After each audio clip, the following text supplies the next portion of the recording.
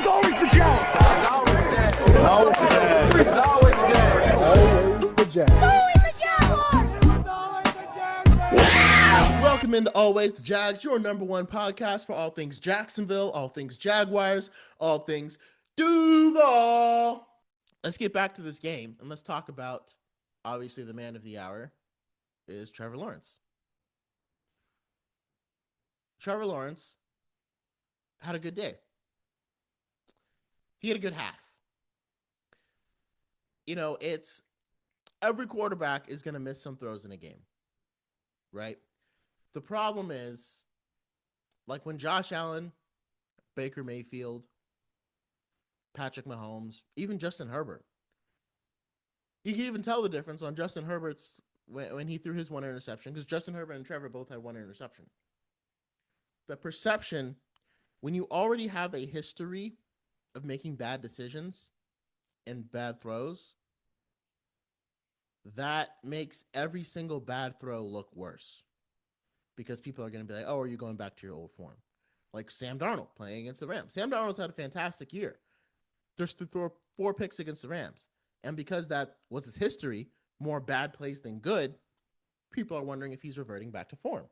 Anytime Daniel Jones throws an interception, his old play is going to come up. Doesn't matter how well he's playing.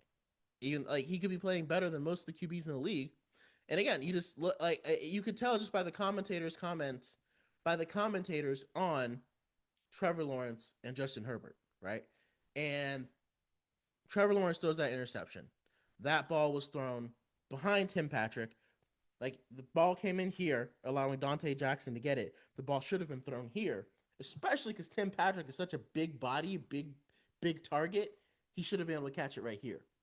And Trevor Lawrence couldn't get it to him there. So, and that was the commentary on it was, you know, this is the kind of throw that we're talking about. This is the kind of things that we're talking about that makes people question Trevor Lawrence and whether he can really be a guy, if he can really be that kind of guy. And, you know, it ended up being a pick. And it almost was like it could have been a huge momentum swing for the Chargers, except our defense just said no. It just denied them. They didn't get anything after that. I don't even know if they got a field goal. Maybe they got a field goal. But our defense was just locked down today, so it didn't matter.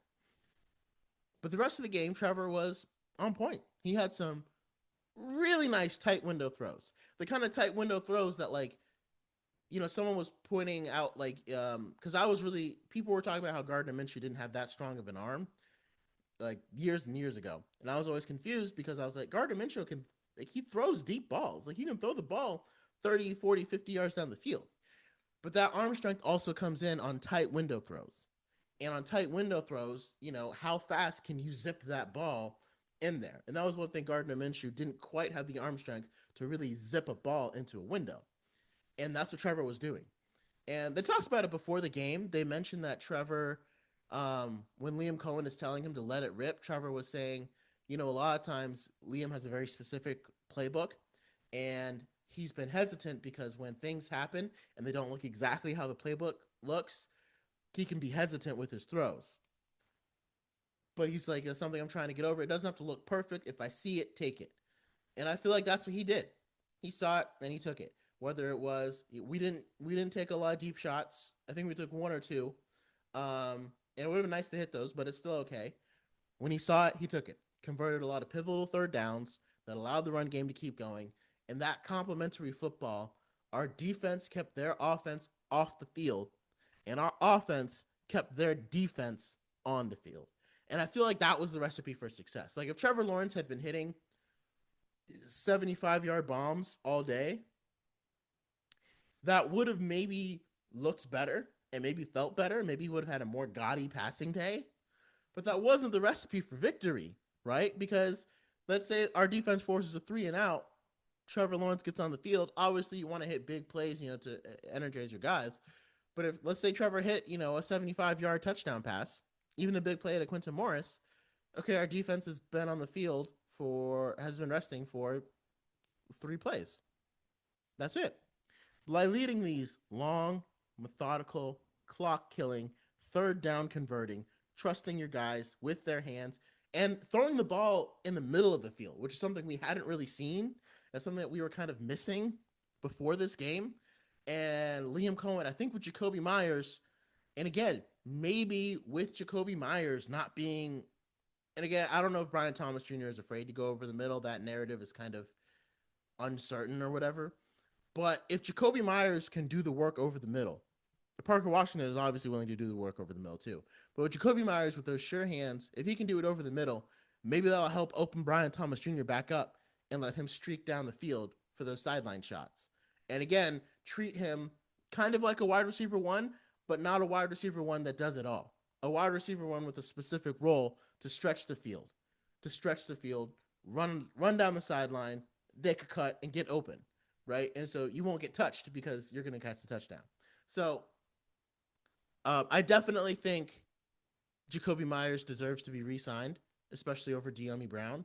And I definitely think James Gladstone's going to do that. I don't think that's something Jags fans really have to wonder about.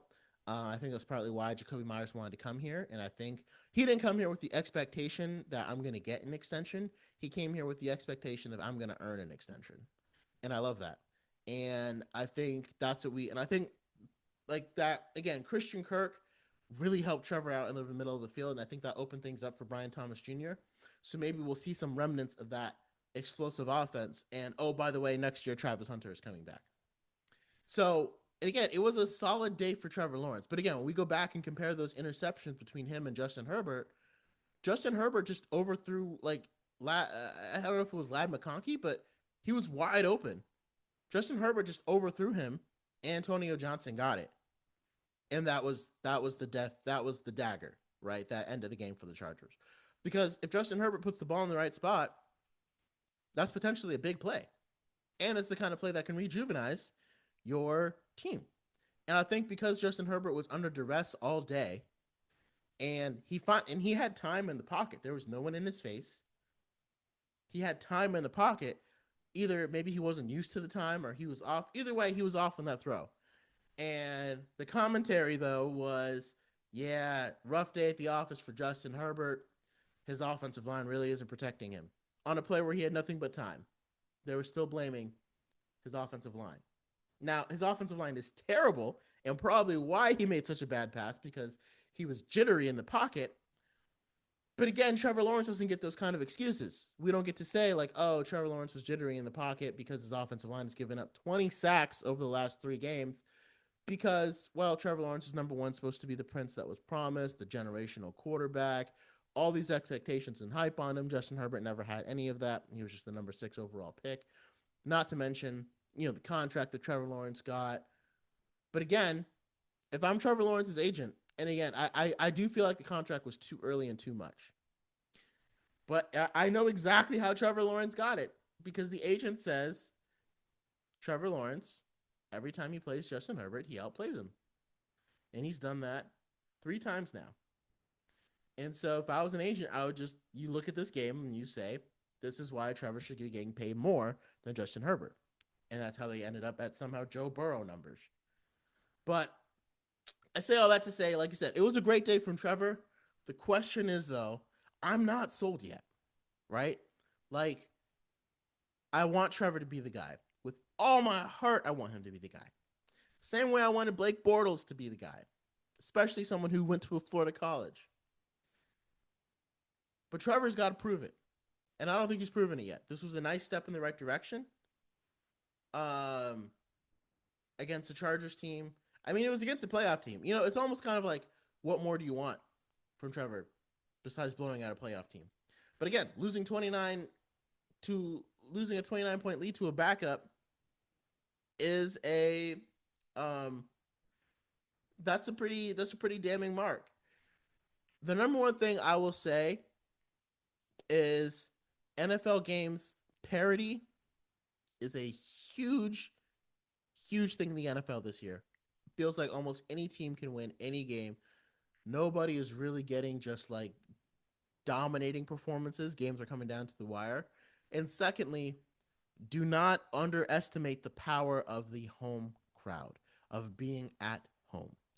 The more that players get involved in their communities, the more that players meet people in their communities and feel like they're a part of a community, you can't underestimate the power of a home team.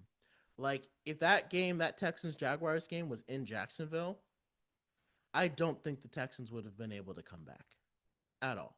Now, it was a little weird last year. The Texans beat us at home and we beat, or 2023, Texans beat us at home and then we beat them in their stadium. That was a little weird. But in this game, again, we beat them when we were at home because when the momentum shifted back to our side, having that home team rally behind you makes a difference. In NRG Stadium, the home team rallying behind Davis Mills made a difference. And again, look at how the Texans won the game. They were able to move down the field quickly, but it was methodical drives, got our offense off the field really quick in 3 and outs, and their offense picked up first downs, all the way to the end zone. We took their playbook and used it to dog walk the Bolts because 3 and out forced by the defense, and then methodical first down, second down, third down. It's like, the best way I can describe it, we weren't afraid to be in third down. We weren't even afraid to be in third and long. We converted so many 3rd and 6s. And I feel like it was okay to pick up, let's pick up, 3 here. We picked up 4 here in a short pass, and we now have the first down. And it was that kind of drive that just kills a defense because defenses get tired a lot more quicker than offenses do. A lot more quicker. They're just built differently, especially when it comes to pass rush, because pass rush are using a lot more energy to go after the guy than you are protecting him. And offenses are built to be running the ball. And so, yeah, so that's everything I can really say on Trevor Lawrence. It was great. We need to see more, right? So go to the Cardinals and beat them in their home stadium. Don't let up. Don't get complacent. This was a good win to rebound, and now it's time to show some consistency. Thank you so much for watching Always the Jags. Make sure you like and subscribe down below. Check out some of these other videos that I'm sure you'll be interested in as we chase Duval greatness. Thank you for joining us again, and until next time.